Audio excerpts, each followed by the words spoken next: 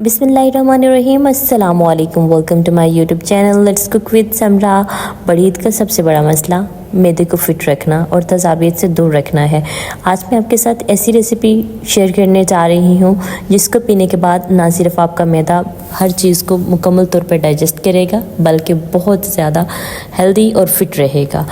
Recipe तैयार करने के लिए सबसे पहले तो एक अदद फ्रेश पुदीने की गट्टी ले लें। पुदीने को अच्छी तरह से वॉश करें और फिर इसके सारे पत्ते उतार लें और इसकी डंडियाँ हमने इस रेसिपी में बिल्कुल भी यूज़ नहीं करनी। फ्रेश पत्ते उतार के आपने सेपरेट कर लेने हैं। यहाँ पे मैंने सारे पुदीने की पत्तियाँ सेपरेट कर ली हैं। साथ ही एक गिलास पानी चाहिए हमें। एक जग ले लें जूसर मशीन का, इसके अंदर सारी पुदीने की पत्तियाँ शामिल करें। एक गिलास पानी शामिल कर दें इसके अंदर और इसको हमने इतने अच्छे तरीके से ब्लेंड करना है कि हमें इसको छानने की ज़रूरत ना पड़े और बहुत ही स्मूथ और अच्छा सा मिक्सर इसका हमने तैयार कर लेना है। कोई भी खुला बर्तन या कढ़ाई ले लें। इसके अंदर सबसे पहले हम लोग 2 कप चीनी शामिल करेंगे। 2 कप चीनी शामिल कर दी है यहाँ पे मैंने, और साथ ही हम इसके अंदर 1.5 कप पानी शामिल करेंगे। पानी ऐड करने के बाद हमने हीट को मीडियम रखना है और मीडियम हीट के ऊपर चीनी को अच्छे तरीके से मिक्सअप कर लेना है। चीनी को अच्छे तरीके से जब हम मिक्स कर लेंगे, इसको आपने गाढ़ा नहीं होने देना।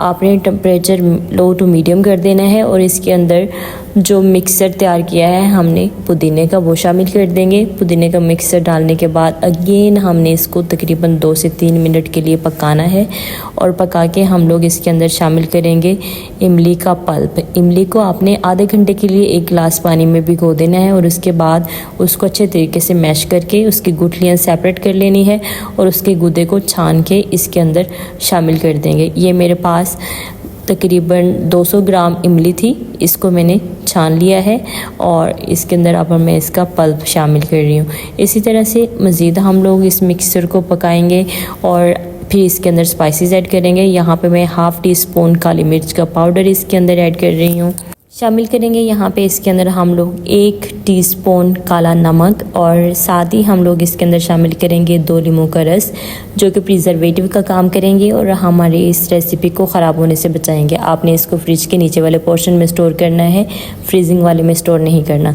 लीजिए हमारा शरबत हो चुका है तैयार। चलें जी, अब आपको मैं बता देती हूँ कि शरबत को हमने तैयार कैसे करना है। सबसे पहले तो ग्लासों के अंदर हमने बर्फ़ शामिल करनी है। ज़्यादा ठंडा पीना चाहते हैं तो ज़्यादा, कम ठंडा पीना चाहते हैं तो कम। बर्फ़ शामिल करने के बाद हम लोग इसके अंदर ऐड करेंगे तुख्मे बलंगा। इसको मैंने 2 चम्मच छोटे तुख्मे बलंगा मैंने 1 गिलास पानी के अंदर भिगो के 10 मिनट के लिए रखे थे। आपने ताज़ा पानी यूज़ करना है, इसमें ठंडा पानी इस्तेमाल नहीं करना, नहीं तो ये फूलेगा नहीं। सेकंड नंबर पे मेरे पास है यहाँ पे गूंद गतीरा। ये आपकी मैदे की तजाबियत को दूर करेगा, जलन और गर्मी को दूर करेगा, आपके डाइजेस्टिव सिस्टम को अच्छा बनाएगा। साथ ही हम लोग इनके अंदर लीमू के स्लाइसेस ऐड करेंगे और अपना शरबत आपने तकरीबन 15% अपने ग्लास को शरबत के साथ फिल करना है और उसके बाद इसके अंदर आप कोई भी सोडा बोतल ऐड करें और या फिर इसके अंदर ताज़ा पानी ऐड करें। आपका ये बेहतरीन किस्म का शरबत बनेगा जो आपको तरोताज़गी बख्शेगा, आपको फ्रेशनेस देगा और एकदम आपकी जो डाइजेस्टिव सिस्टम है उसको बूस्ट अप कर देगा। जो भी चीज़ आप खाएंगे, बीफ खाएं, मटन खाएं, कोई भी किस्म का आप गोश्त खाएं, उसको जल्दी हज़म करने में ये बहुत ज़्यादा हेल्पफुल साबित होने वाला है और ये रेसिपी बहुत ही इंपॉर्टेंट है।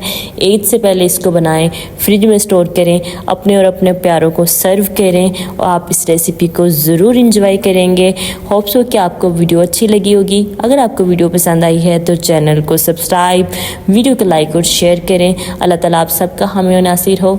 Stay happy and stay healthy. Allah bless you all. Allah हाफिज़।